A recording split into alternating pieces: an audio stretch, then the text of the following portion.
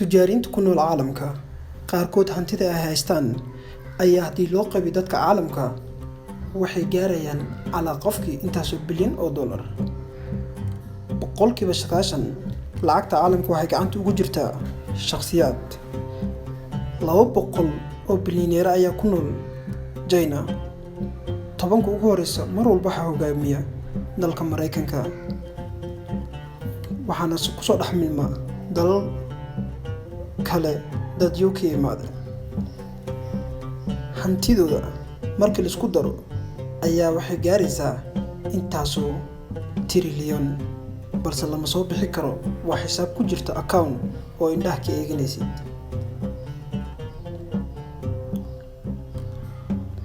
dunidani ku noolnahay tujaariinta qaar ayaa hantidooda waxay ka sameeyeen ganacsi, maalgashi, fikrado iyo virtual wax la yiraahdo oo ah wax aan la arki karin oo haddana laga ganacsanayo. waa kana qaar ka mid ah. Steve Ballmer 65 jirkan dhalashadiisa tahay Mareykanka, waa ruuxa tobanaad ugu taajirsan caalamka. Saami wuxuu ku leeyahay Microsoft, milkiilaha LA Clippers basketball team. qoys bilyaneer ayuu ka soo jeedaa. hantidiisa ayaa ah 105.4 bilyan.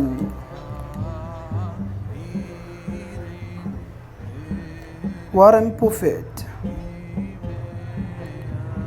90 jirkan dhalashadiisa ee tahay Mareykanka, waa ruuxa sagaalaad ee ugu taajirsan caalamka.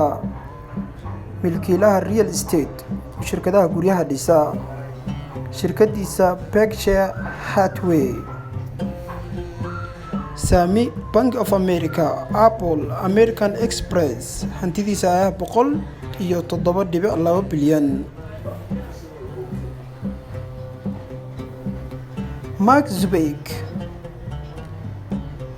37 jirkan dhalashadiisa tahay Mareykanka, waa ruuxa sideedaad ee ugu taajirsan caalamka. milkiilaha Facebook. shirkadihiisa kale WhatsApp, Facebook, Instagram, Meta. waa madaxa shirkadda Facebook. hantidiisa ayaa 119.9 bilyan.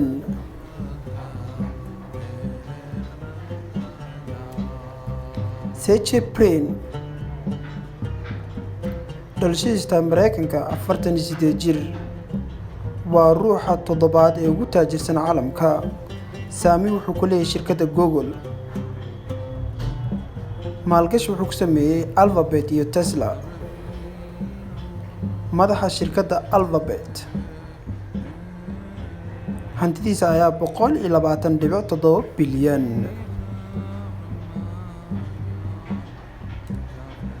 Larry Ellison 77 jir dhalashadiisa tahay Mareykanka, waa ruuxa lixaad ee ugu taajirsan caalamka. software-ga ayuu wuxuu ku yeeshay saami, maalgashi, database iyo Tesla. milkiilaha Skydance Media. hantidiisa ayaa 122.5 bilyan. Larry Page 48 jir dhalashadiisa ay tahay Mareykan, waa ruuxa shanaad ugu taajirsan caalamka. milkiilaha Google. maalgashi, Kitty Hawk iyo Opera. wuxuu alifay shirkadda Alphabet. hantidiisa ayaa 125.3 bilyan. Bill Gates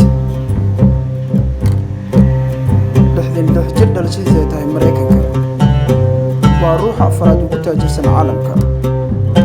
milkiilaha Microsoft.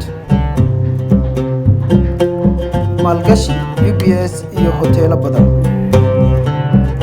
boqolkiiba 95 wuxuu ku maalgeliyey Mareykanka hantidiisa. hantidiisa ayaa 197.3 bilyan.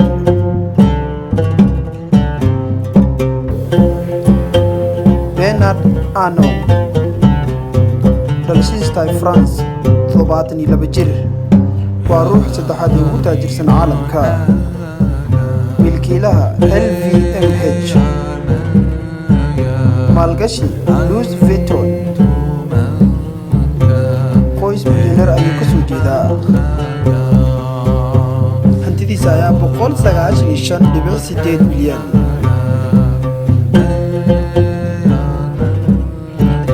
Jeff Bezos,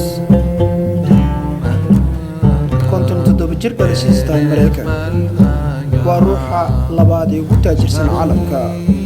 milkiilaha Amazon, wuxuu maalgashi ku sameeyey Uber, Airbnb iyo 66 shirkadood in ka badan.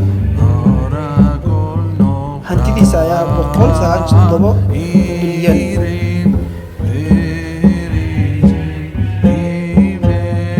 Elon Musk,